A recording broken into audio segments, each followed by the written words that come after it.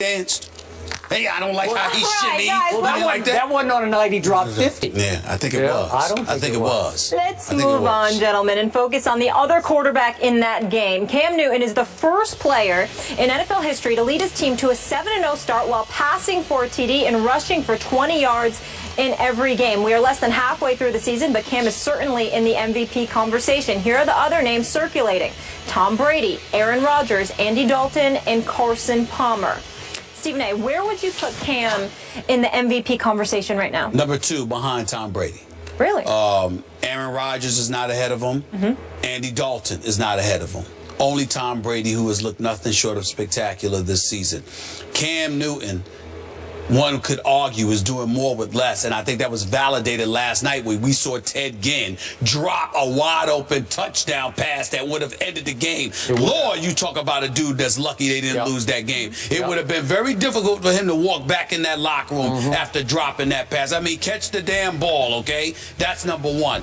When you look at it, Greg Olson's having a really good season. Very, very impressed with what I'm seeing from him. Jonathan Stewart obviously has been around for a long time, so he can do his thing. But to not have a Kelvin Benjamin, to have lost Steve Smith Sr. from a couple of years back, to have the paucity of weapons that he has available to him, but to do things the way that he does it. I mean, I'm watching Cam Newton throw balls to open receivers. They're picture-perfect throws, even though not all of them are. I'm watching him standing in the pocket under duress. I'm watching him scramble out of pocket. I'm watching him literally run over defenders. Run over him. He's big, he's strong, he's athletic, he's clearly the star of the team. He talks smack, he backs it up, and he instills the kind of attitude in a team that speaks of championship aspirations. And I just look at Cam Newton, and I'm incredibly impressed with him.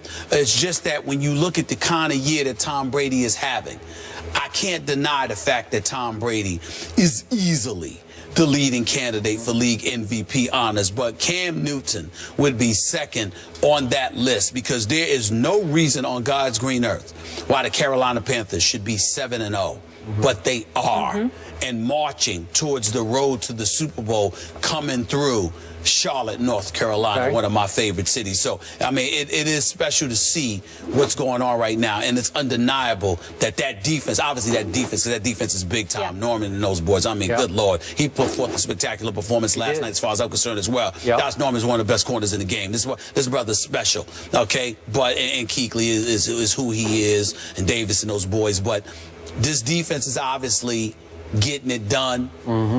But you're winning these games also because of Cam Newton. If it were not for Cam Newton, they wouldn't be 7-0. It's a miracle considering what he's working with, to be quite honest with you. I completely agree with everything you just said. I also have Cam second, but it's unfair to say Cam is second to a guy who's in another league right now, and Tom Brady. He's in another galaxy. It's like he doesn't belong in this conversation. So I'm going to boil it down to this. Cam is the MVP of the NFC right now. Is that fair to say? Okay. Over Carson Palmer, Aaron Rodgers, whose QBRs, again, scaled 0 to 100, are almost double what Cam's is right now. Cam's at 47. Carson Palmer leads the NFL at 85, and your man Aaron Rodgers is at 80. So Cam's at 47, and I'm saying he's having a better year than those two other quarterbacks whose teams are, you know, Arizona 6-2. Obviously, Green Bay has now fallen to 6-1.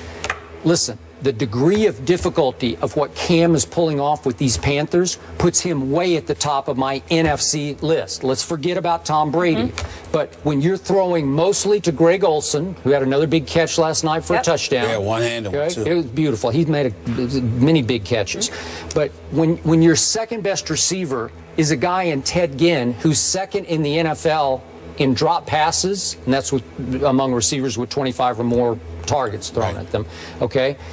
So my point is that what are you throwing to? We know he lost Kelvin Benjamin, but it's kind of usually Greg Olson or bust, and then you point out Ted Ginn dropped the game, and they were so fortunate to pull the game out, mostly because of Cam. And what does he do? He leads quarterbacks in rush yards per game.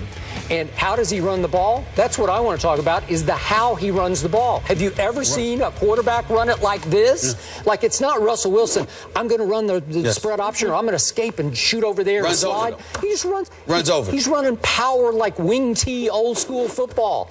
He's by the way, blocking when some of his running backs are running. He does. He's doing it all. Is it fair to say he's the beast mode of quarterbacks? Yeah. I mean, isn't that what he does? Yeah. And again, my instincts, every time he takes off running like the single wing power, off tackle blast, I think, what are you doing? And then he runs through people and he jumps right up, and it doesn't seem to bother him. It's like he's built to do what he's doing.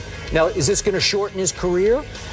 I don't know. He doesn't need to be doing this so much. I don't like how they call running plays. Well, they do. They do call running power plays. I don't like that. Like behind the fullback. I really don't like that. Yeah, man. But my point is, it works, and it doesn't seem to bother him very much. Now, he does get, in years past, he's been nicked, and he's had ankles and bruises and bumps, but he has not been seriously hurt. And you got to give him credit for doing so much with so little to have this team at 7-0 undefeated. So I'm here to honor him. I was very impressed with the way he played and kept his team together last night. We know their defense is really good, but is it great? Is it great? It's 10th in points allowed. Top 4 in a bunch of categories. It's not great because they're ranked 20th against the run. Yeah. You can run the football on them to some degree. Offensively speaking, they've got the 4th ranked offense in Carolina because they've got the #1 rushing attack. They're like 3rd worst, 29th overall in passing, primarily because Ted Ginn Jr. can't catch passes, for crying out loud. Yep. I mean, he's dropping passes just entirely too much, and he needs to get it together. But with that being said, also remember that one of the reasons they have an elite rushing attack is because of Cam Newton running the football. They do. He averages about. And by the way, they're #1 in rushing in the NFL. That's what I said. They're #1 rushing, and he's running about 40 yards a game for them. 40 yards a game. So I'm just looking at them right now, and I'm like, okay, he can continue to do this. Let's look at this schedule. You got Green Bay next. You're on the road at Tennessee, who just fired Ken Wisenhunt, by the way. You got Washington. Then you got road games at Dallas and New Orleans. So it can get real interesting because it's always tough to play against NFC South foes. But what I'm seeing from him, I'm shocked. They already have as many victories as they had all of last year.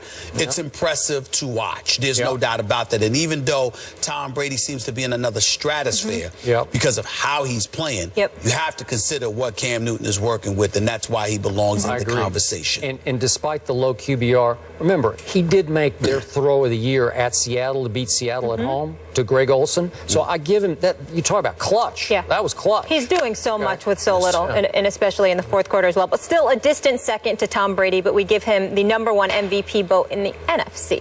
Moving on, Vernon Davis is trading in his red and gold for orange and blue. The Pro Bowl tight end is now a Bronco. Did Denver just upgrade? We'll tell you next.